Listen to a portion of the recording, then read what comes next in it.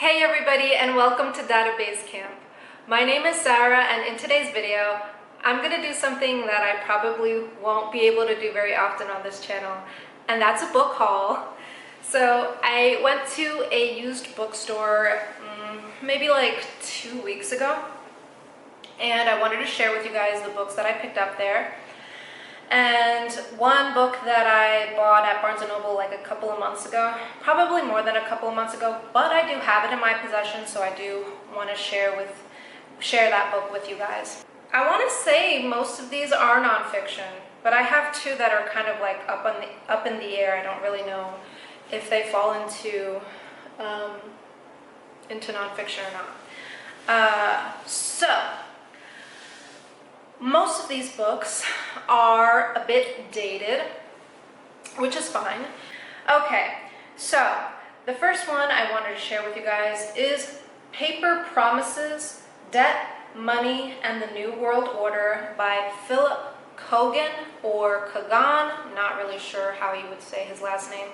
So I just wanted to say, I only know what I read from the flap of these books. And also, let's see. No, like what I read from the little synopsis, I guess, inside the flap or in the back of the book. And I also skimmed through some of the pages because I think that's important to do if you're ever going to buy a book. It's pretty important to kind of just get a sampling before you buy, because I only ever once bought a book where I didn't do that, and I actually ended up really not liking the book.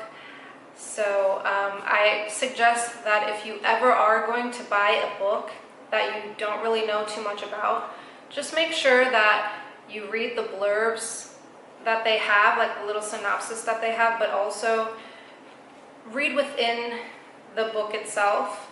I don't know if you guys have a habit of doing that, or you just kind of like buy whatever's popular, which is fine too, but I suggest you doing that if you are going to buy a book, because I don't know, for me, like I would feel pretty annoyed if I didn't connect with the writer and I ended up buying a book that I didn't even feel like reading, you know?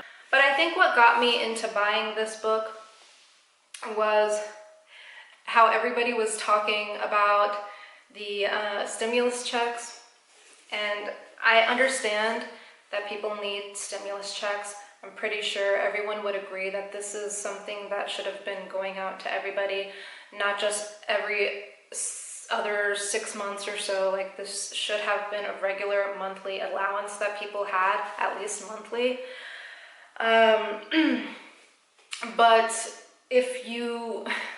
But there's obvious penalties or risks or repercussions or consequences, however you would like to look at it. This money doesn't just come out of nowhere, and so I think that's what inspired me to pick up this type of book, because if you familiarize yourself with certain points in history where countries have just printed out more money and more money and more money, you would understand that inflation basically makes everything kind of just like not worthless, but your money ends up being worthless. And so it's kind of hard, at least for somebody who is not like an economist or anything like that. It's hard for the layman to get a grasp of why a country doesn't just print out more money or just give people free money, even though people pay their taxes, so it's not really free, right? But I think that's pretty much what inspired me to want to learn more about that sort of thing.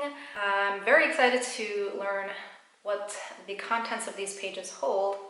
Very excited about this one. So next book I wanted to share with you guys is Feminism and Philosophy: Essential Readings in Theory, Reinterpretation, and Application, edited by Nancy Tuana and Rosemary Tong. Okay, so also I should have added, it doesn't really look like anyone has read this book. I don't know if you'd be able to see. Can you see? Maybe. It's got like a scratch, but it doesn't look like the spine was like legitimately cracked open or anything. It looks pretty new actually, especially in the camera's viewfinder. Oh, by the way, the other one it didn't look like the spine was cracked on that one either. So I don't think anyone has read these two, or maybe they have, they just didn't really, you know, crack them open real good. So, I've been actually looking for books like these. Yes.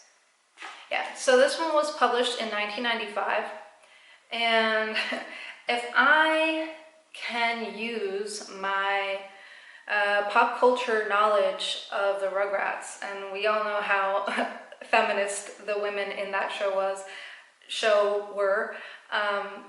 I just remember Angelica's mom and the twins' mom were very like very feminist women, but like two kinds of feminists where but kind of the same actually when you really think about it. It's just their physicality was different. I feel like their version of feminism was probably the version of feminism of the 90s, right? Like just very emboldened women,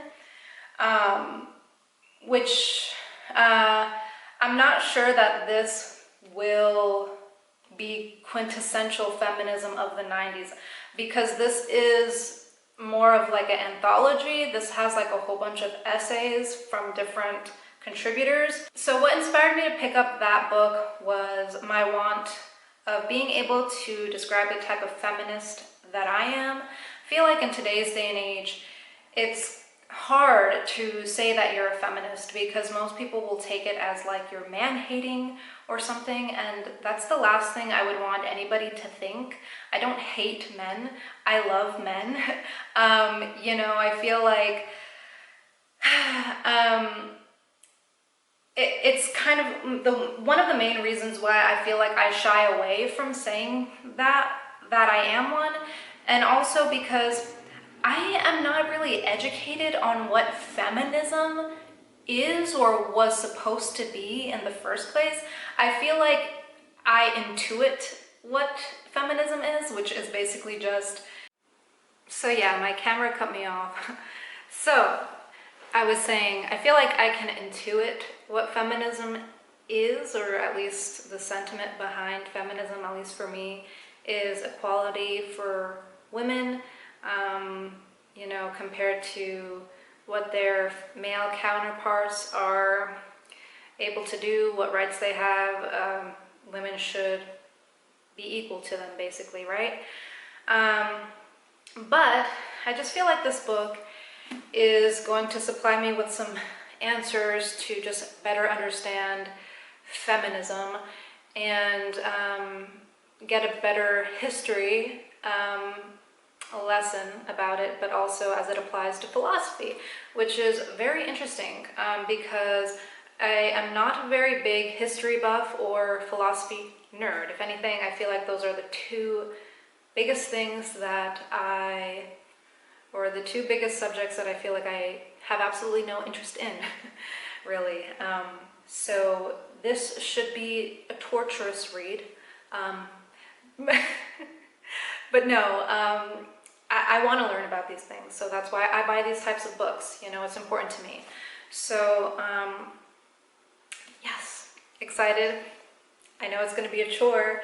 I shouldn't even call it a chore, really, but I know this is basically, I feel like, a textbook. Like, I feel like this is probably something that was, like, required for a, what is it called? Like a college course or something. But, that's what makes it good, right? Because it should be more scholarly, I guess. So I'm excited about it either way. Should I break it up? No, I won't.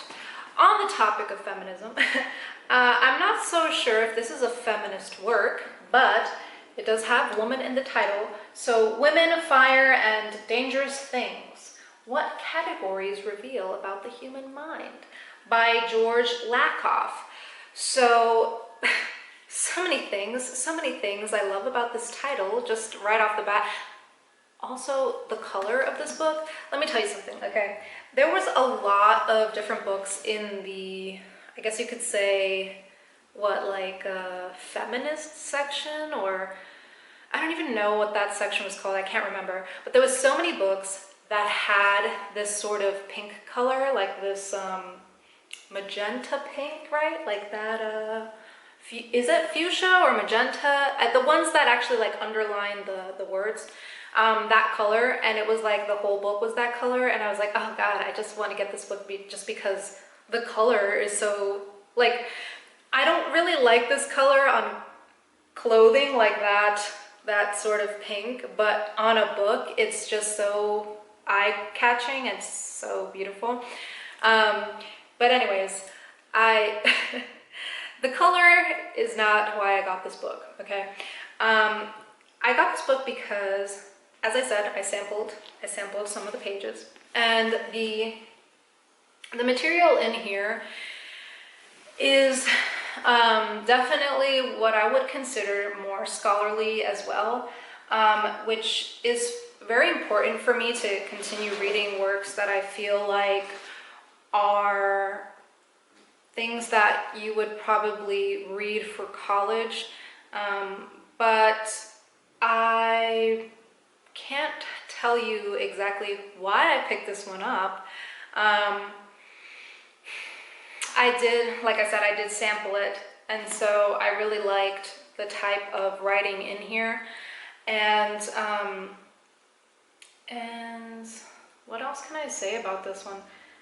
Oh, interesting.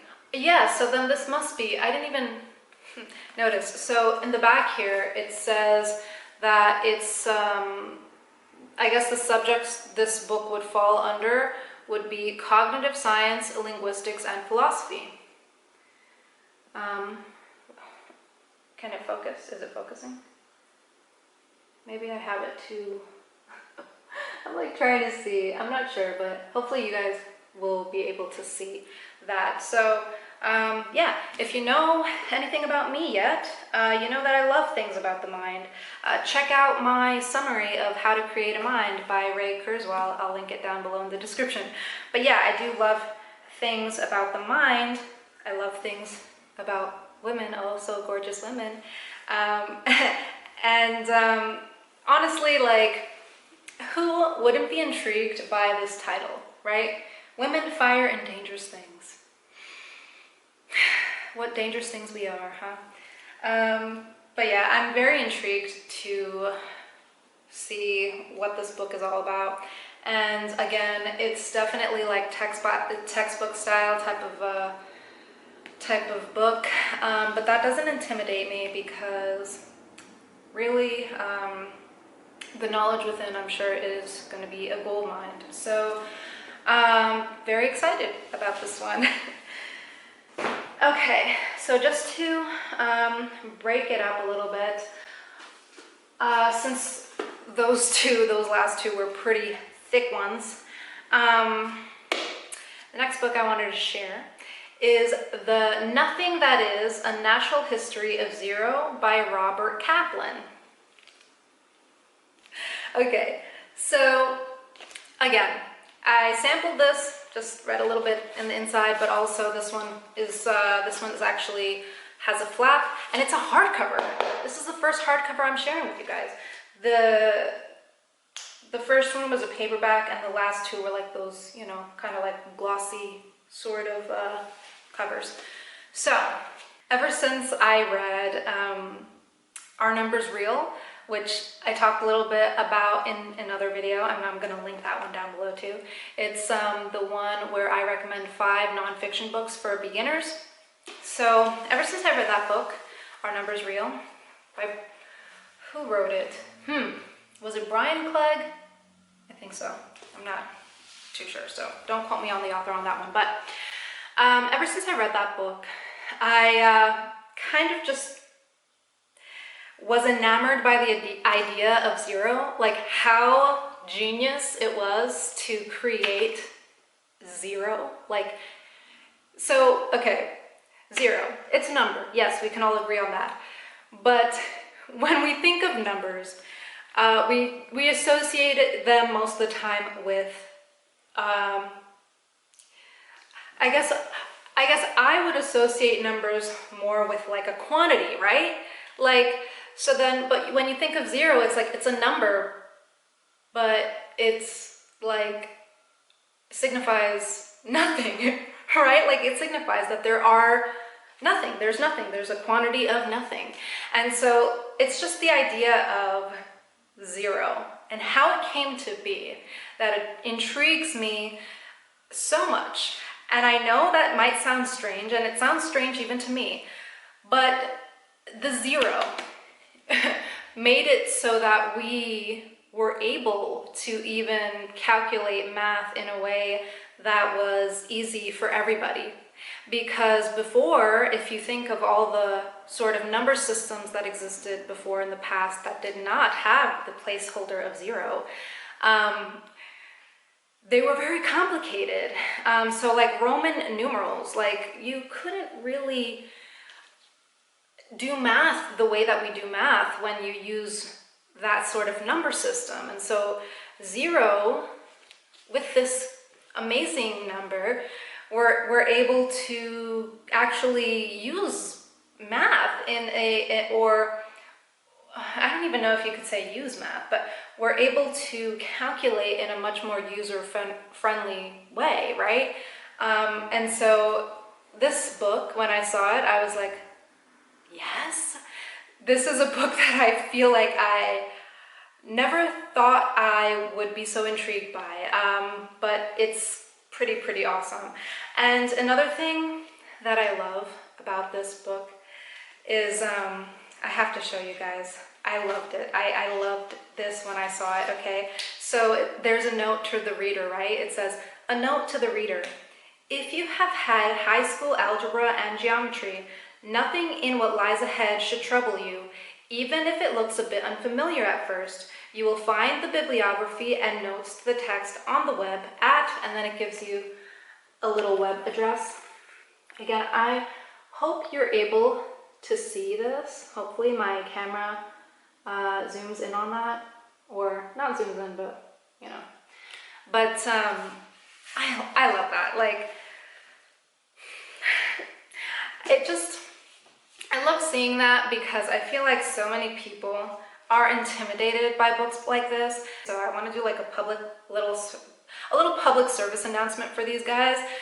They want you to read these books, and they don't want you to feel intimidated by picking up these books. And let me tell you, most of the books I've read on topics like physics or, you know, math or something like that have always been very comprehensible, just very eloquent, and I don't think that they try to make these books to elevate themselves, you know. Like, I feel like mathematicians are probably the most secure people in this world, in that they don't try to pull one over on you, they don't try to overcomplicate things. If anything, they try to simplify things, and it's almost like they want people to come into their world. Like they really are welcoming to people, and they want people to read books like this. They want people to be interested in math, and for that reason, they're not trying to make you confused or make you feel stupid, okay? They're not trying to do that. And by the way, if anyone tries to make you feel stupid, it's because they're insecure in their own selves, and they're also trying to stop you from learning or progressing, because no one should ever make you feel stupid. They're trying to stifle you, and that's not what these authors are trying to do, okay? They want you to be interested in these subjects because they're actually interesting. So I love that little note. I love that little note. I love that. And hopefully, and I already know I'm gonna love this book, but I'm just so happy that I have it, because books like these are just, they're just so interesting. They really are.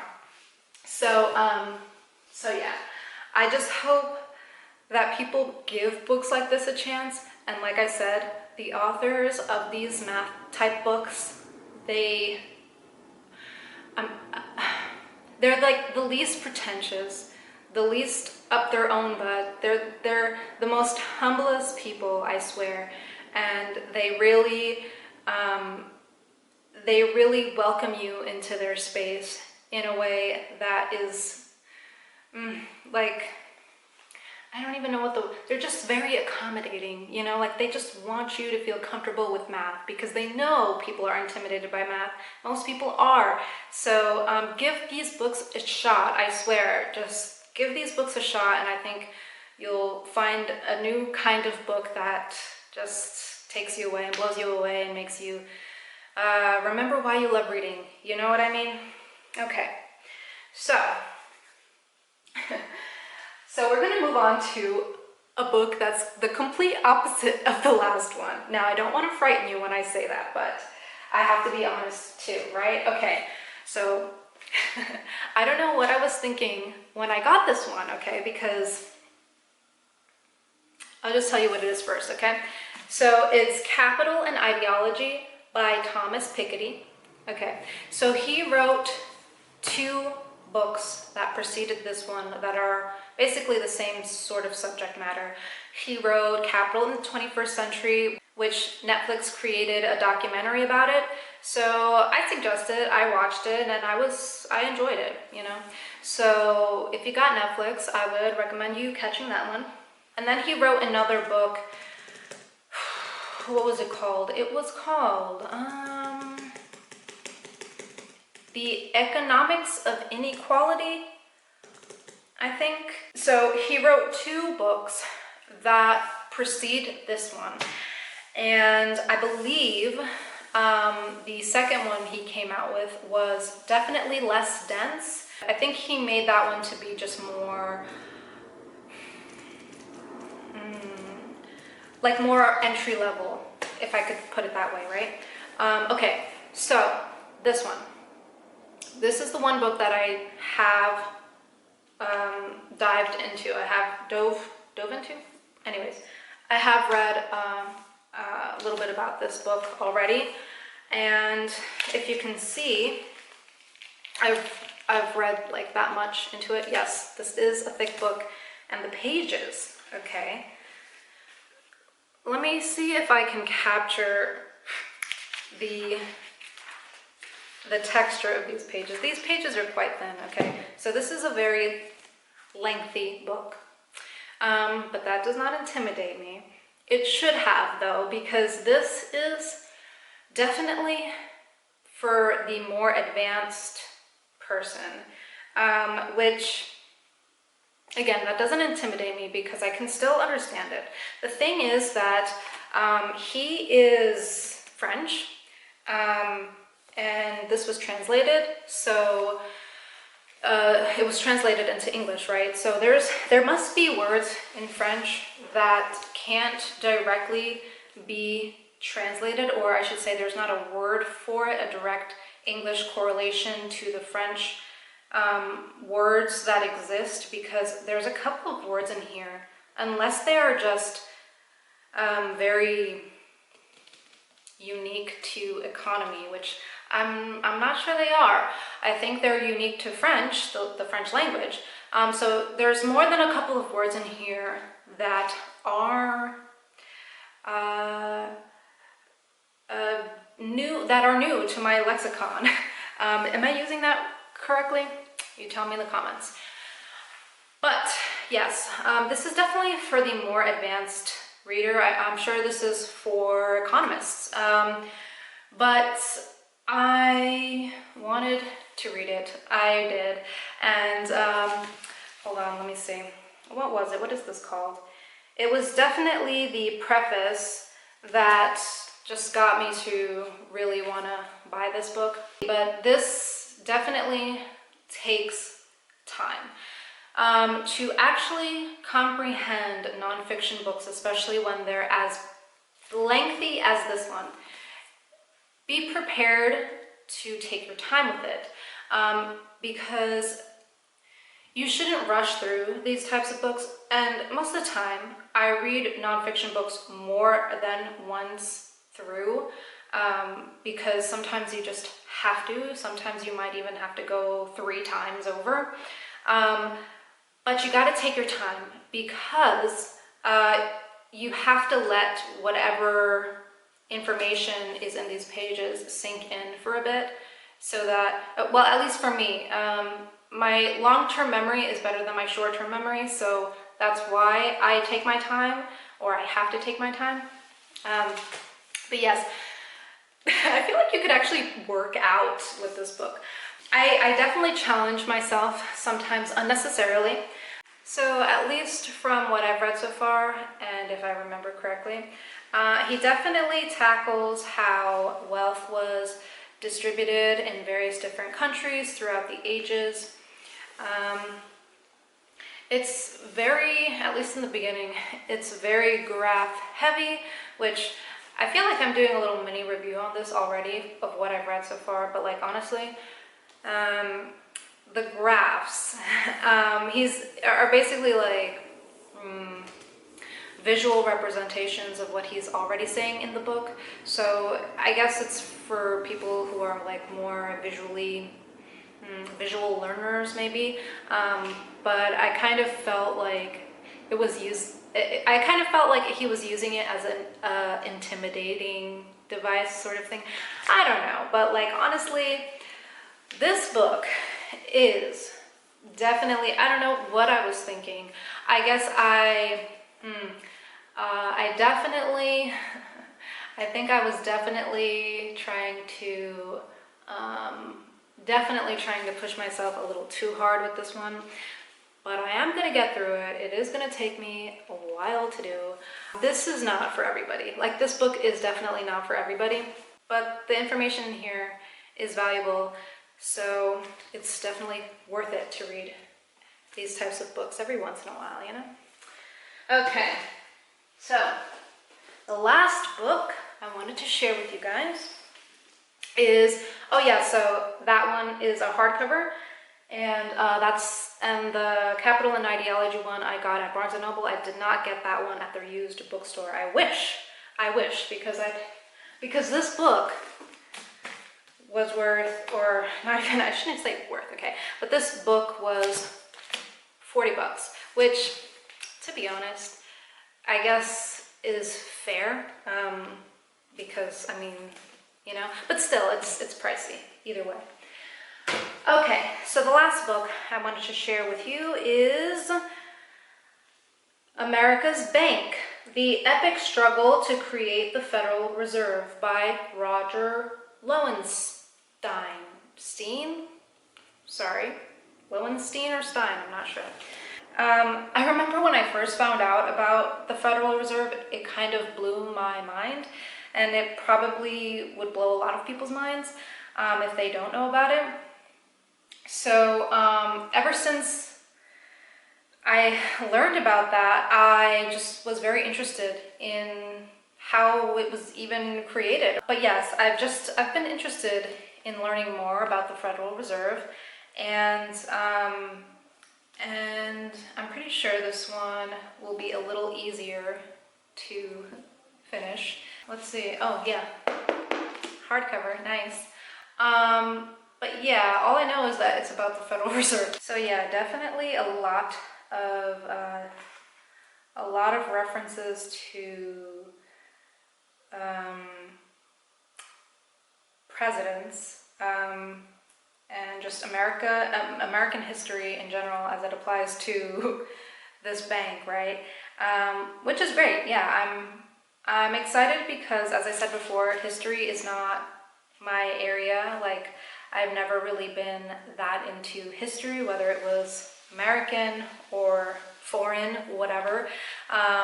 So this should be interesting. I like reading books like these because they should definitely cover various time periods that I am not privy to. So excited about this one.